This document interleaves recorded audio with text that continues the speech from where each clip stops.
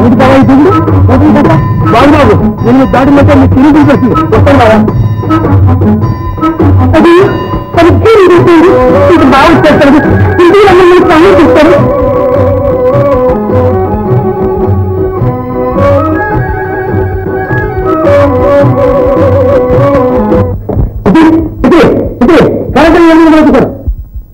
కావాలంటే టైం చూసుకో.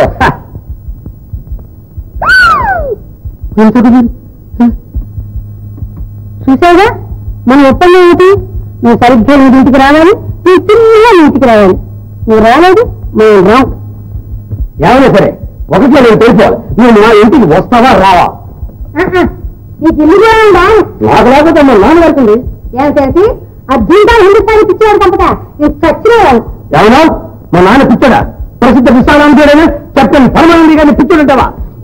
పిల్లల దగ్గర సరిపోయింది. లేకపోతే నువ్వు మా ఇంటికి వస్తావా రావా? ఒకటోసారి, రెండోసారి, మూడోసారి.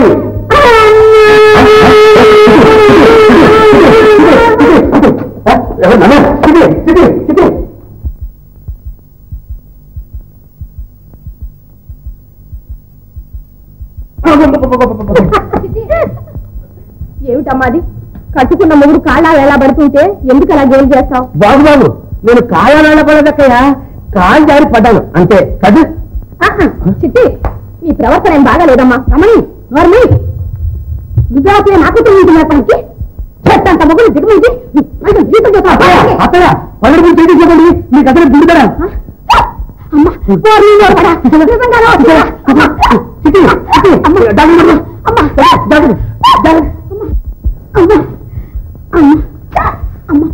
బావా బావా త్వరగా ఈ డాక్టర్ తీసుకురా బావా. ఎవరు నేనా?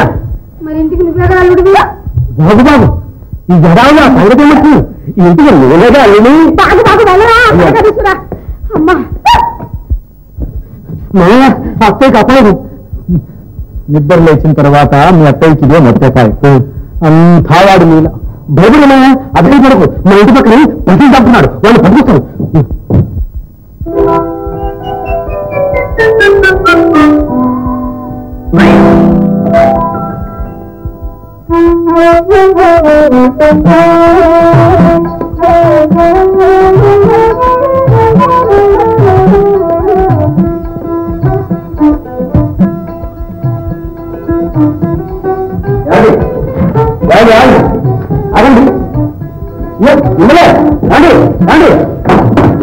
హ్యాండ్ బ్యాగ్ అండి.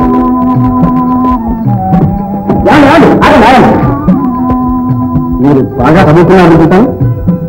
ఏమండి మీరు పారేస్తున్న బ్యాగ్ ఒక పెద్ద మనిషి పట్టుకొచ్చిస్తే కనీసం ఒక హ్యాండ్ కన్నా పారేయకూడదు. ఎవరు చూసి ఏమండి నేను అంత భయంకరంగా ఉన్నానండి.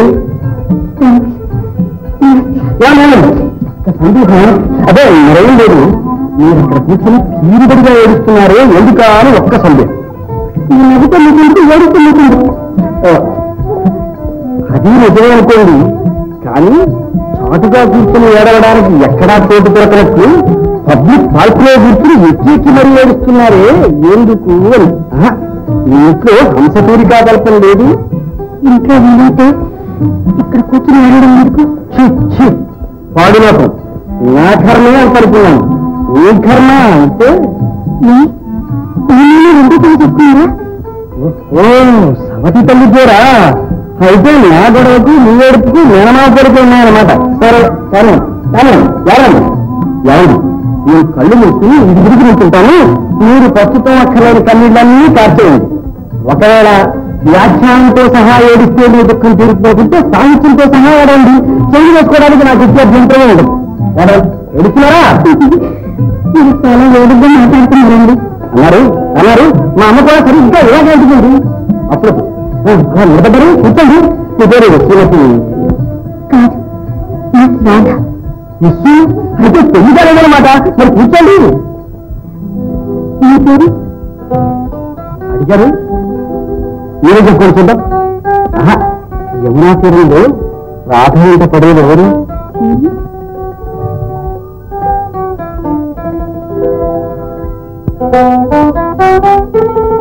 చేతిలో వేణువు, కంటిలో చిలిపితను, మాటల్లో కొంటితను,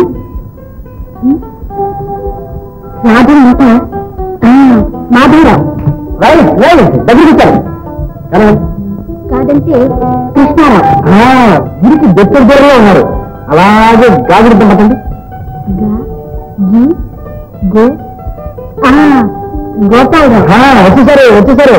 ఏమండి నన్ను గోపిని పిలిస్తే చాలు. చూడండి మన పేర్లు వచ్చాయి, పరిస్థితులు కూడా కలిసిపోయాయి. అలాగే చేరిపోతున్నాం. ఇప్పుడు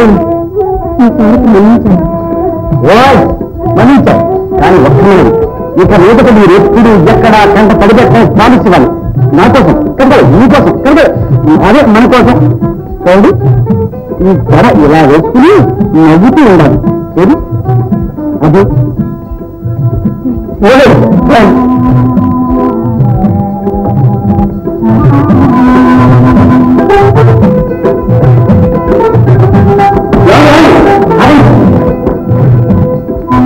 మళ్ళీ వస్తే జాగ్రత్త.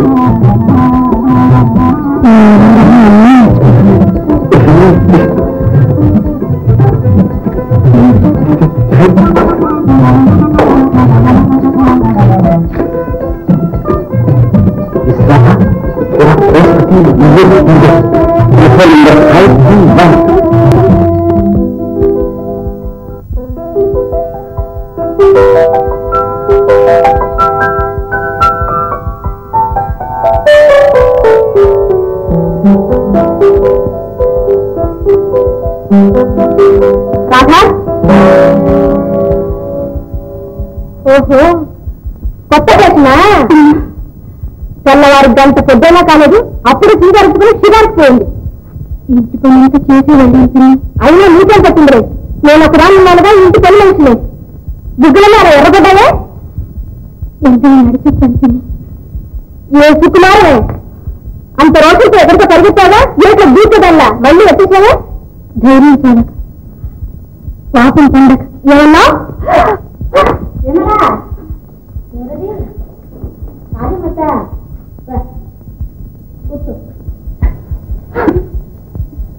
మా రాబుకి వేగలేక చచ్చిపోతున్నానత్త. ఒంగోలు గుత్తలా పెరిగింది. ఏం లాభం? ఇలాంటి పిల్లకి మా శాంతమ్మ చేతిలో పడాలి. కన్నీసుల తీగలాగా వంచుకురాదు. ఎవరత్త ఆవిడ? మనవాళ్ళే రామదాసు గారని గొప్ప నౌకా వ్యాపారం. రాత ఎంతవరకు చదివింది? వాళ్ళ నాన్నలాగా పీడన చదువు వెలిగిస్తారని బయలుదేరింది. నేను మానిపించేశాను. మంచి పని చేశావు. 6,000కి ఇవన్నీ ఎందుకన్నా? ఇప్పుడు ఇంట్లో కూర్చొని కాగితాలకు రంగు పులిగి కళాగడ అంటే పెద్ద కబుర్లు చెప్తుంది. ఎప్పుడు విరగడైపోతుందో కానీ. వారు చెప్పినట్టు నేను ఇంకెప్పుడు ఏడైనా ఏమండో రాజమక్క వచ్చింది.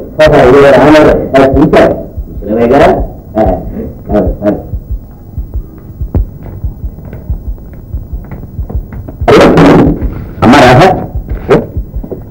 గుమాస్తాయి ఎప్పుడు ట్రై చేయక మర్చిపోయారు. కొంచెం అర్జెంట్గా కావాలి.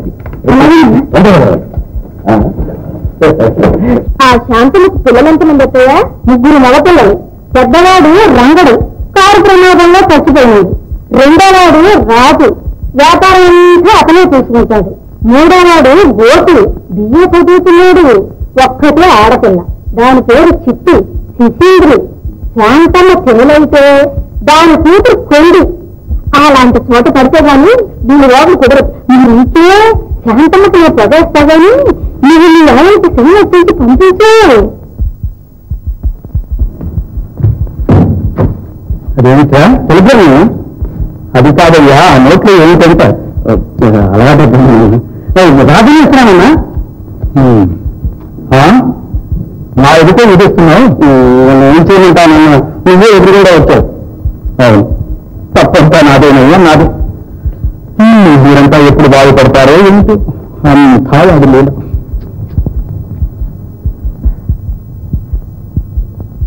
ఏదో కురతను ఎన్ని సరదాలు ఉంటాయి. ఇలాంటి సందర్భాల్లో కాస్త పూచి చూడనట్లు పోవాలి కానీ పెద్దవాళ్ళం కదా అని ఎదుటి పెరిగితే ఏంటి అర్థం?